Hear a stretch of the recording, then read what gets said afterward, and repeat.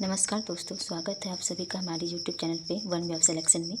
आज की क्लास आपके लिए बहुत ही खास होने वाली है।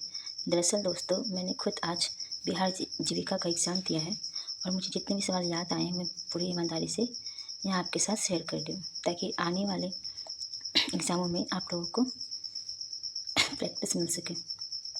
मैं आपके सारे क्वेश्चन एकदम अरेंज और इजी तरीके से बताऊंगी। इसमें कंप्यूटर बेसिस पे और फिर कुछ योजनाएं हैं, गांधी जी पे बेसिस पे कुछ था, कुछ विरोध पे था, स्पोर्ट्स में था।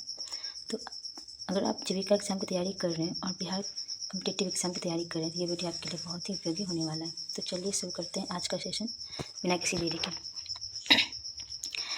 कंप्यूटर में कुछ क्वेश्चन आए थे, जैसे कि ये क्वेश्चन आया था कि MS पावर पॉइंट में टेम्पलेट बदलने का विकल्प क्या होता है। तो उसमें क्या था ना कि सीक्वेंस में दिया होता है कि आपको सीक्वेंस में अरेंज करना है। तो ऑप्शन में सीक्वेंस में दिया था, आपको बताना था कि पहले फाइल ओपन, ये फर्स्ट ऑप्शन था, और सेकंड में था डिज़ाइन, फिर टेम्पलेट चेंज। इसका हो जाएगा डिज़ाइन टेम्पलेट चेंज। और सेकंड में ये था कि कंप्यूटर में विजुअल डिस्प्ले और VDU विजुअल डिस्प्ले यूनिट दूसरा नाम क्या है। तो इसका आंसर क्या हो जाएगा, मॉनिटर। और एक था, कोई क्वेश्चन था, सेटिंग ऐप खोलने के लिए कौन सा शॉर्टकट का प्रयोग किया जाता है। तो उसमें ऑप्शन था window plus M, window plus I, window plus D option में थे। इसका आंसर हो जाएगा विंडो प्लस I। और उसमें एक क्वेश्चन और भी था, मैंने PDF तैयार करने से पहले मुझे याद नहीं था, तो भी याद है तो मैं बता देती हूँ। एक क्वेश्चन ये था कि सॉफ्टवेयर और एप्लीकेशन सॉफ्टवेयर में दोनों में डिफरेंस क्या है। और एक इतिहास से क्वेश्चन था, एक दो इतिहास से क्वेश्चन था। फर्स्ट तो ये था कि कास्ट शब्द किस भाषा से आया और इसका क्या अर्थ है। तो इसका ऑप्शन में थे पुर्तगाल भाषा से आया है, अर्थ है वंश, और पुर्तगाल भाषा से आया है जिसका अर्थ है वंश नहीं है। और थर्ड ऑप्शन था लैटिन वर्ड से आया है जिसका अर्थ है वंश, और फोर्थ ऑप्शन था कि लैटिन वर्ड से है लेकिन उसका अर्थ है वंश नहीं। तो इसका सही आंसर हो जाएगा पुर्तगाल, जिसका अर्थ होता है वंश। एक क्वेश्चन ये था, थार डिस्ट्रिक्ट नहीं था, ये गलत लिखा हुआ है।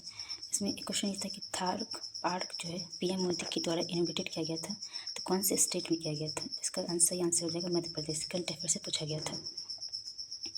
और मैं बता दूं कि GK में जनरल अवेयरनेस में 20 क्वेश्चन है, जिसमें कि मोस्टली क्वेश्चन जो है वो करंट अफेयर से पूछा गया था। आई थिंक 15 अप्रॉक्स मान के चले तो करंट अफेयर से ही था। एक क्वेश्चन ये था कि गांधी जी 11 मांग सविनय विज्ञान आंदोलन के 1930 में 11 मांग की थी, 11 डिमांड की थी। तो ऑप्शन में था डिमांड था और एक बताना था कि इसमें से कौन सा नहीं है। तो मैं तो वो ऑप्शन नहीं दी हूँ, और लेकिन आपको ये देख लीजिए कि कौन कौन सा है ताकि आप बना सको। पहला तो था नमक कर का उन्मूलन, दूसरा था भू राजस्व में 50% की कमी, ये भी ऑप्शन में था। और सैन्य नागरिक व्यय में कटौती, सभी राजनीतिक बंदियों की रिहाई, शराब और नशीले पदार्थों पर रोक, आत्मरक्षा हेतु हथियार लाइसेंस की अनुमति, रुपये स्टर्लिंग विनिमय दर को बदलना, ये ऑप्शन में था, थर्ड ऑप्शन। और 8वां हो जाएगा विदेशी कपड़ों पर सीमा शुल्क, तटीय नौवहन का भारतीयों के लिए आरक्षण, CID विभाग में सुधार, डाक आरक्षण बिल में अपवाद। और उसमें एक ऑप्शन था इंडिपेंडेंट, जिसका सही आंसर हो जाएगा। उसमें ये था कि गांधी जी के द्वारा जो है वो आज़ादी की मांग की गई थी, लेकिन ये आंसर नहीं होगा। और लेकिन एग्ज़ाम में पूछा गया था नहीं है, तो आंसर क्या हो जाएगा, ये इंडिपेंडेंट।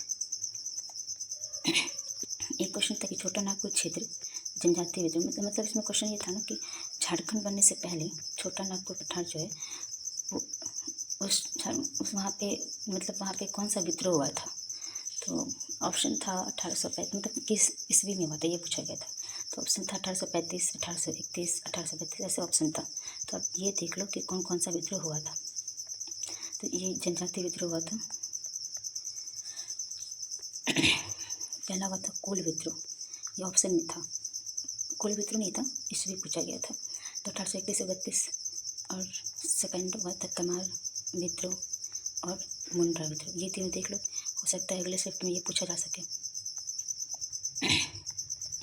और कुछ क्वेश्चन थे पद्म पुरस्कार से, जो इसमें था कि पद्मश्री, पद्म विभूषण तो किसी को नहीं मिला है, लेकिन पद्मश्री किनको मिला है। मुझे एग्जैक्ट तो याद नहीं है कि क्या थे क्वेश्चन में क्या था, लेकिन मैं आपको ये बता दूं कि पद्म विभूषण किसी को नहीं मिला था। अब अगले सेट में पूछा जा सकता है कि 2025 में किन खिलाड़ी को पद्म पुरस्कार मिले हैं, तो इसमें से ऑप्शन रह सकता है। और या तो ये पूछ दे कि PR श्रीजेश जिनको पद्म पुरस्कार मिला था वो किससे संबंधित हैं, तो वो हॉकी से हैं। तो ये आप नाम देख लो कौन कौन सा है जो इम्पोर्टेंट है। PR Sreejesh Padma Vibhushan, doctor Satyapal Singh para athletics को से थे पद्मश्री और है हरविंदर सिंह पैरा तीरंदाजी पद्मश्री उनको मिला था। एक है IM विजयन जो फुटबॉल से है और R अश्विन क्रिकेट जो पद्मश्री से है पद्मश्री इनको मिला था। और तो कुछ नहीं है। और एक दो क्वेश्चन मैं बता देती हूँ, इसे बोल कर ही बता देती हूँ, लिखा हुआ तो नहीं है।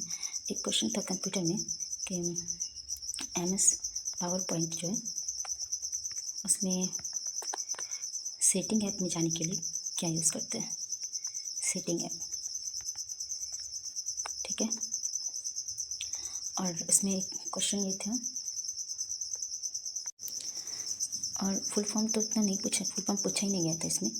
और पूछा गया था अरेंजमेंट टाइप का कि कौन सा से क्या यूज़ करते हैं, और योजना से पूछा गया था NRLM मनरेगा से पूछा गया था। इसमें डाटा बेस क्वेश्चन नहीं था, कंसेप्चुअल क्वेश्चन था, कॉन्सेप्ट बेसिस था। उसमें ज़्यादातर क्वेश्चन जो जिससे पूछा गया था सेल्फ हेल्प ग्रुप से पूछा गया था, जिसमें कि 5 सूत्र उस बेसिस पे था। तो एक क्वेश्चन ये था कि VU सेल्फ हेल्प ग्रुप से जो रिलेटेड है VU इनका क्या मतलब रिस्पॉन्सिबिलिटी है, तो एग्जैक्ट तो याद नहीं है, लेकिन इसी सब टाइप से क्वेश्चन पूछा गया था। अब जिसके भी एग्ज़ाम अगले सेट में एग्ज़ाम है वो करंट अफेयर्स जरूर देख लें, जिसमें क्या स्पोर्ट्स से रिलेटेड और स्पेस से रिलेटेड सब देख लें। और योजना में डाटा बेस पे उतना ध्यान नहीं देंगे चलेगा, अब कंसेप्चुअल क्वेश्चन देख लें, ठीक है। Thank you guys.